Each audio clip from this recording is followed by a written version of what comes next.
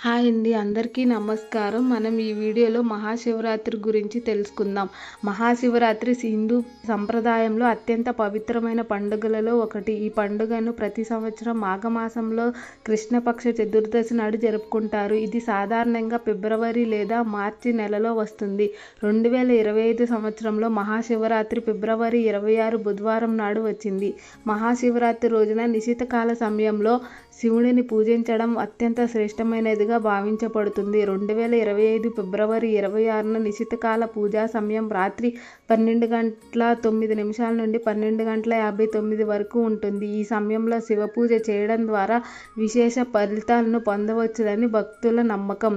మహాశివరాత్రికి సంబంధించిన అనేక పురాణ కథలు ఉన్నాయి. వాటిలో ఇప్పుడు కొన్ని మనం తెలుసుకుందాం. సముద్ర మథనంలో హాలాహల విషం.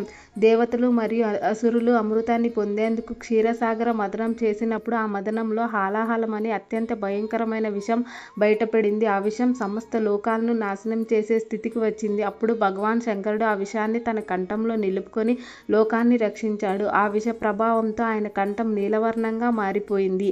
అందువల్ల నీలకంఠుడు అని పేరు ఆయనకు ఏర్పడింది. దీనిని గుర్తుగా మహాశివరాత్రిని జరుపుకుంటారు. శివపార్వతుల వివాహం. ఇంకొక పురాణ కథ ప్రకారం మహాశివరాత్రి రోజునే భగవాన్ శివుడు పార్వతీదేవిని వివాహం చేసుకున్నాడు. ఇది శివభక్తులకు చాలా పవిత్రమైన రోజు. భక్తుడి పట్ల శివుడి కరుణ. పూర్వకాలంలో ఒక గజనామకమైన భక్తుడు అజ్ఞానవాసంగా ఒక అరణ్యంలో ఉండిపోయాడు. భయంతో రాత్రి పొద్దుపోయేంత వరకు బిల్వపత్రాలను ఒక శివలింగంపై వేసుకుంటూ ఓం నమః శివాయ అని జపించాడు. అలా చేసినందుకు శివుడు అతనిపై దయ చూపించి మోక్షం ప్రసాదించాడు. మహాశివరాత్రి ఉపవాసం మరియు పూజా ప్రాముఖ్యత. మహాశివరాత్రి రోజున ఉపవాసం ఉండడం, రాత్రి వరకు జాగరణ చేయడం అత్యంత ఫలప్రదంగా ఉంటుంది. శివలింగానికి అభిషేకం. పాలు, తేనె, గంధం, బిల్వపత్రాలు చేయడం శివునికి ఎంతో ప్రీతికరంగా ఉంటుంది. ఓం నమః శివాయ అనే మహామంత్రం జపించడం ద్వారా మహాశివరాత్రి రోజున అత్యంత శ్రేష్టమైన సాధనగా పరిగణిస్తారు. మహాశివరాత్రి వల్ల కలిగే ఫలితాలు. శివుని కృపతో పాప విమోచనం కలుగుతుంది. శారీరక, మానసిక, ఆధ్యాత్మిక శక్తి పెరుగుతుంది.